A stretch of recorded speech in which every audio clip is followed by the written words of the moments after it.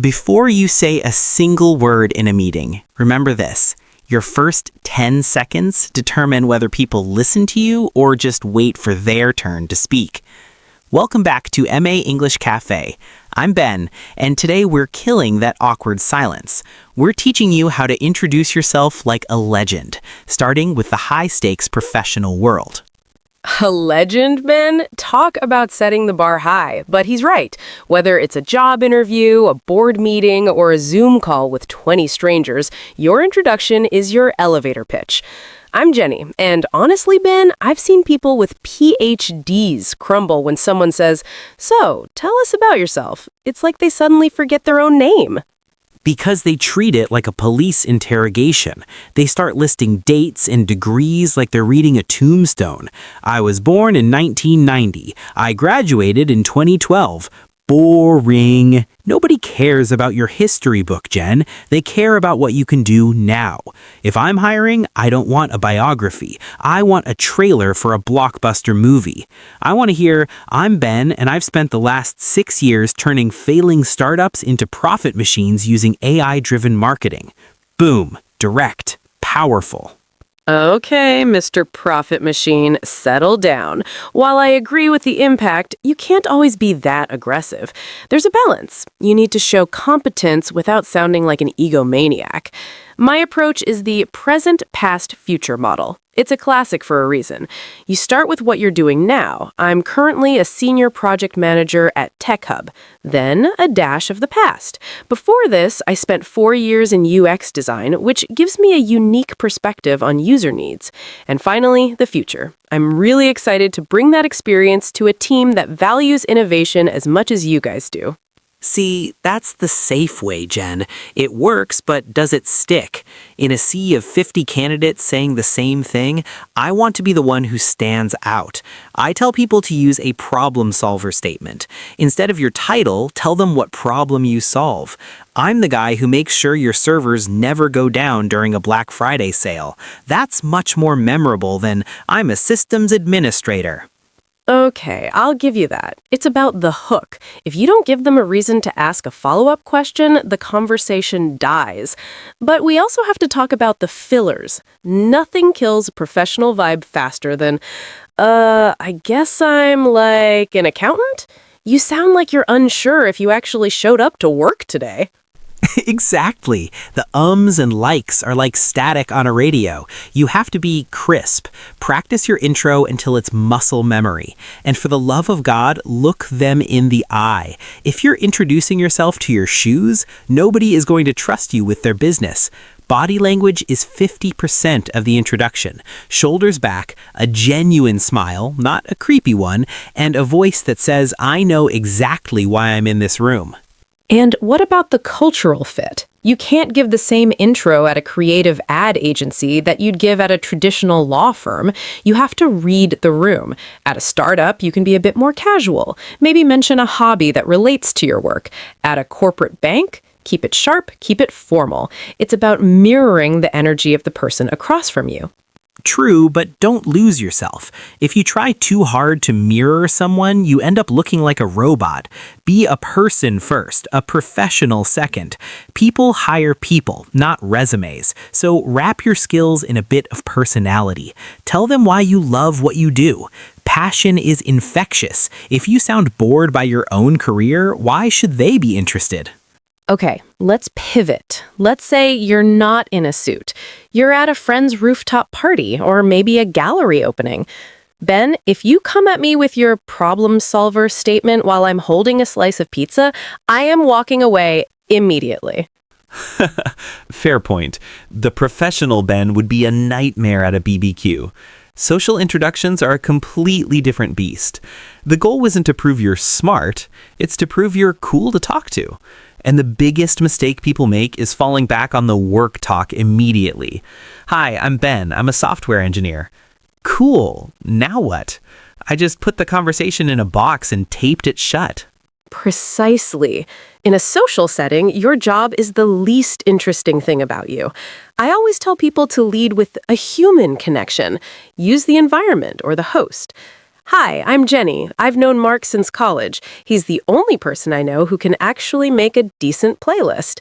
It's an easy in. It gives the other person a chance to talk about their relationship with the host or the music. I like the passion-first method for parties. If someone asks, what do? Don't give them your LinkedIn headline, give them your weekend headline. By day, I deal with spreadsheets, but honestly, I live for my Saturday morning hikes and finding the best hidden burger spots in the city. Now the other person has 3 things to talk to me about: spreadsheets, unlikely, hiking, or burgers. You're giving them hooks that aren't corporate. Hidden burger spots is a great hook, by the way. But what if you're shy? What if you're the person standing by the drinks table hoping someone talks to you? My advice, be the curious introvert. You don't have to have a flashy intro, just a warm, "Hi, I'm Jenny. I don't think we've met yet. How's your night going?" It's simple, it's low pressure, and it opens the door. And please stop overthinking it. People aren't judging your grammar at a party, they're judging your energy. If you're standing there looking like you're about to take a math test, people will stay away. Relax, lean in, use your hands when you talk, and actually listen to their name. How many times have you introduced yourself and then immediately forgotten the other person's name because you were too busy worrying about what you're going to say next? All the time. It's a classic move. A pro tip for that? Repeat their name back to you immediately. "Nice to meet you, Sarah." It locks it in your brain and makes Sarah feel like you're actually paying attention. And follow it up with a context question. If you see them holding a specific drink or looking at a piece of art, ask about it.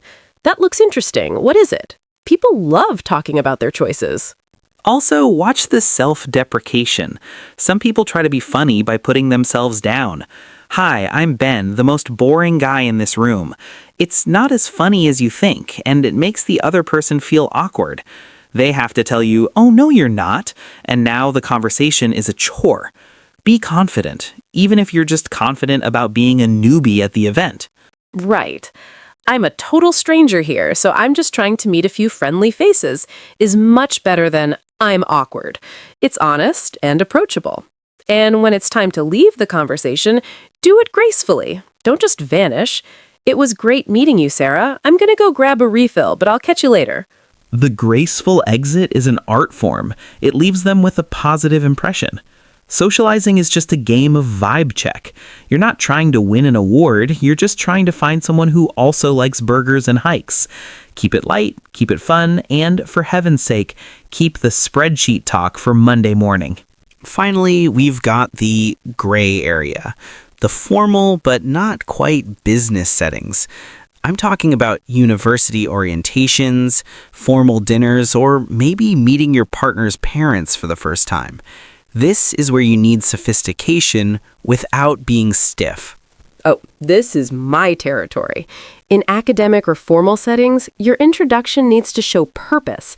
If you're a student, you're not just studying English, you're specializing in linguistics with an interest in cross-cultural communication. It sounds more intentional. It shows you have a path. See, Jen, that sounds very academic. If I said that at a formal dinner, people might think I'm about to give a lecture. I think even in formal settings, you need a story. If you're at a university event, tell them why you chose your major. "I'm Ben. I'm studying architecture because I've always been obsessed with how cities can be designed to be more human." It's formal, but it's warm. I agree, but you have to be careful with slang here. In the professional part, we were crisp. In the social part, we were casual. Here, you need precision.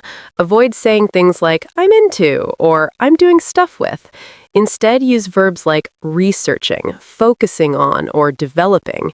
It raises the level of the conversation immediately. And what about the partner's parents situation? That's the ultimate formal test. You can't be the corporate shark, and you definitely can't be the party animal. You have to be the reliable protagonist. I always suggest finding a balance between your background and your respect for the occasion. "I've heard so much about your garden, Mrs. Smith. I'm Ben. I work in design, but I grew up in a small town not too far from here." It connects you to them instantly. Reliable protagonist. I love that. It's about being respectfully curious. In these formal settings, you should spend 30% of the time introducing yourself and 70% showing interest in the other person's world. Ask about their history or the event. This is a beautiful venue. How often do you host these dinners? It shows you're a grown-up. Also, the introduction chain. Sometimes you have to introduce other people. This is a skill no one talks about. If you're at a formal dinner and you're introducing your friend to a professor, don't just say their names. Give them a conversation bridge. Professor, this is Sarah. She actually just wrote a paper on the exact topic you mentioned in your last lecture. Now you've done the hard work for them. They're talking, and you look like a genius for connecting them. That is the ultimate power move, Ben. It shows social intelligence. And let's talk about the virtual introduction. In today's world, your first intro might be on a Slack channel or a LinkedIn message. The rules still apply. Be brief, be clear, and state your intent. Hi team, I'm Jenny, the new creative lead. I'm looking forward to diving into the new project and getting to know everyone's workflow. It's professional, but welcoming. No matter where you are, a boardroom, a bar, or a classroom, the secret to a great introduction is confidence wrapped in curiosity. If you act like you belong there, everyone else will believe it too. Practice your different versions of yourself. You aren't being fake, you're just being appropriate for the setting. Exactly. You have a multiverse of introductions inside you. Just make sure you pick the right one for the right scene. Practice these out loud, record yourself, and listen to your tone. Do you sound like someone you'd want to talk to? If the answer is yes, then you're ready to go out there and own the room. Well said, Jen. That's it for today's masterclass at MA English Cafe. Go out there, introduce yourself, and remember, you only get one first impression. Make it count. See you in the next one.